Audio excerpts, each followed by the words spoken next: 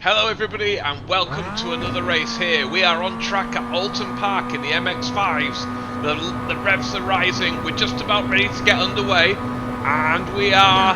No, the 14's gone. Bronco has absolutely jumped the start. The car in front of us hasn't moved off the start whatsoever.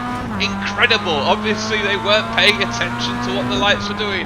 We're going down into turn 1 and I'm going to go really wide. My car's squirrely all underneath me. And I'm going to get passed by the number 11 car of Daniel Jansen as we approach the very fast left-hander that is Cascades.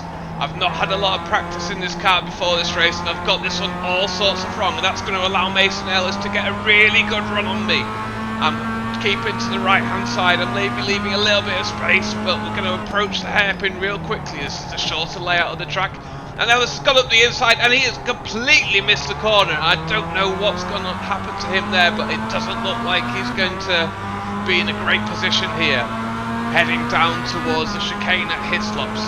I'm looking up the inside as the number 11 car, Daniel Jensen.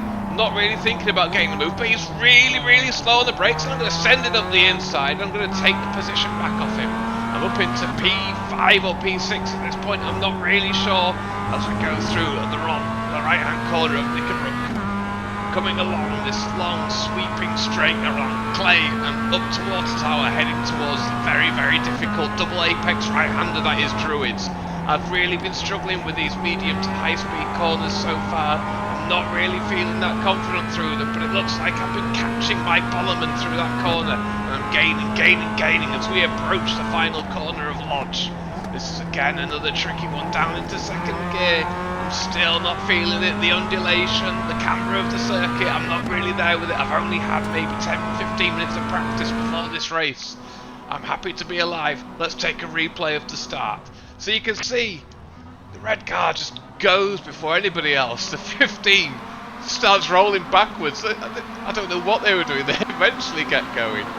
I get this corner all sorts of wrong. I allow the number 11 to go right up my inside. I drift out wide. Really not a great start. As we approach back into Cascades, and you can just see my line here. I'm a number 17. I'm going super wide.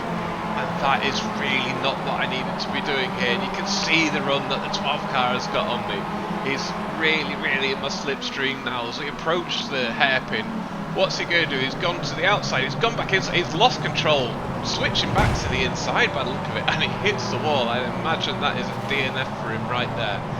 Really not what you want to be doing there, but that's a tricky one. It's understandable, cold tyres, he got a little bit excited, and he's dropped it.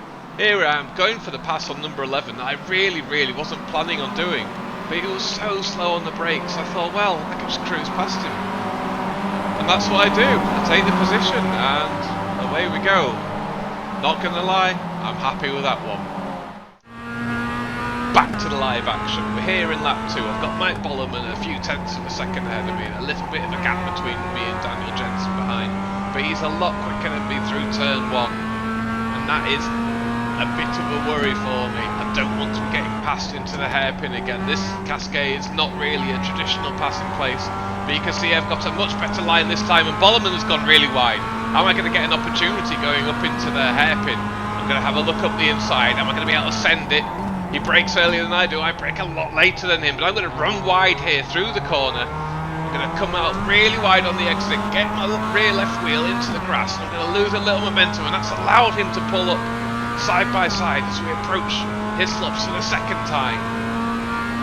Can he outbrake me? Can I send it round the outside? Let's have a look. I'm going to try and get it round the outside. It looks like that's going to work. I'm going to get on the inside for Hislops, and I am happy with that. That's another position gain.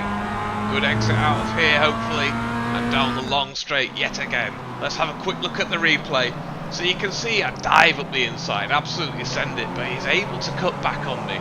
Get a better exit as we approach Hislops, and we are side by side. We've got enough space. It's been pretty respectful so far. Nobody's been barging off the road as of yet. And as we approach the braking zone here, I'm just able to brake a little bit later. I give him enough room on the outside, can hold the inside line through Hislops and through the exit. I'm able to easily hold onto the position. Very happy with that move. Back to the live action again as we approach Druids yet again. The the second time. I'm still feeling quite nervous about this one. Am I going to be able to nail this one? I get it a bit wide and run really, really wide. And that's going to allow Bollerman to get right up behind me. He actually has to brake on the exit of the corner, which is not what he would have wanted to be doing. And that's allowed him to close right up to the back of me. And it looks like I'm going to get round here just about okay.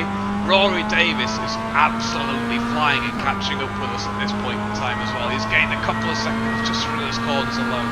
As I say, I've not got the confidence in the car yet, but we will get there back into turn one. I've got this one all sorts of wrong, and that's going to allow my Bollerman up the inside, and he takes a position. I absolutely gave that to him. And we've got Rory Davis just over a second behind us as well, going through Cascades. Bollerman's going to run a little bit wide on the entry, and I'm going to get maybe another chance to have a go up the inside. But let's have a look at the replay of me absolutely gifting Bollerman the position. There you can see him checking up. Other cars are catching up with us, so we've got three of us. Oh, number 11's a bit on the grass there. As we go through Lodge Corner, let's complete the lap. We've got the 11 car running a bit wide. Does he stay on the track? Oh, maybe. And now Bollerman's able to get pretty much side by side running into turn one.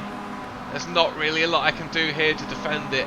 I could have probably done a much nicer line. I was aware he was there. I gave him more than enough space and he just drifts right out in front of me.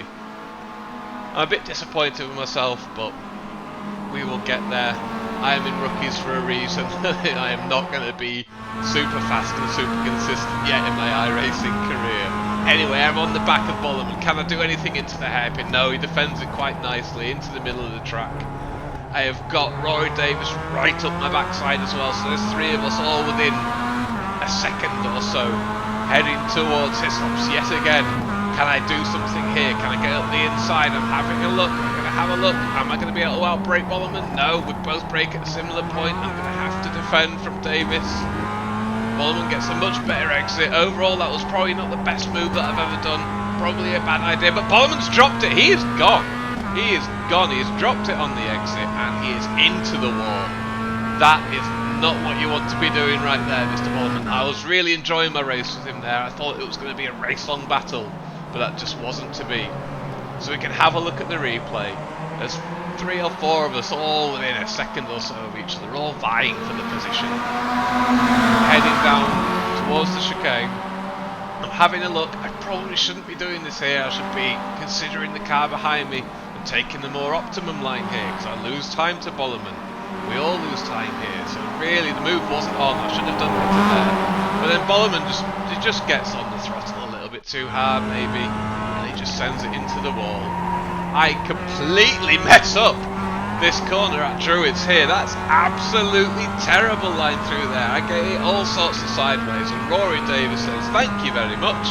I'll take that position right off your hands. Back down to P5 you go. What a start this has been. 3 laps in, and it's been almost constant battling. I've been absolutely enjoying this one though so far. This has probably been the most exciting race I've had in iRacing in my career. You can see I've got one wheel up in the air.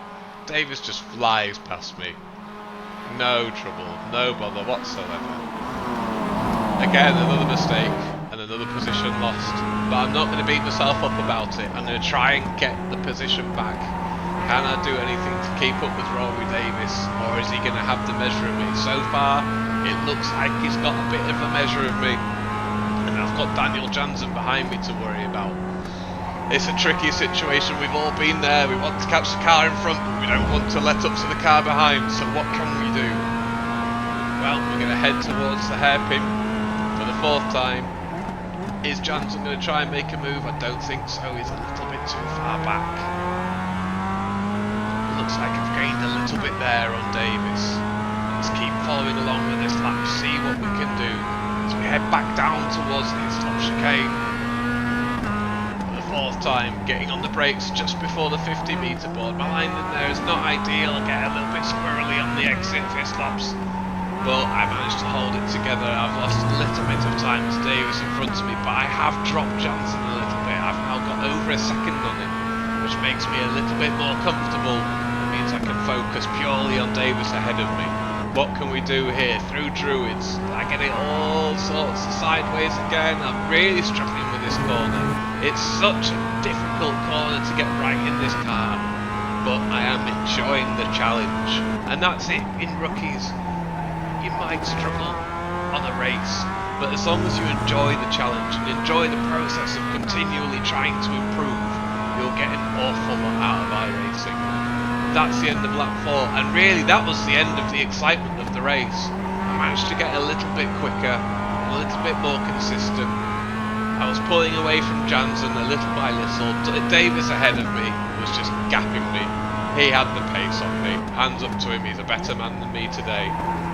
So we go around the last corner for the final time, and we head over to take P5 in a race that I started P7. I'm very happy with that.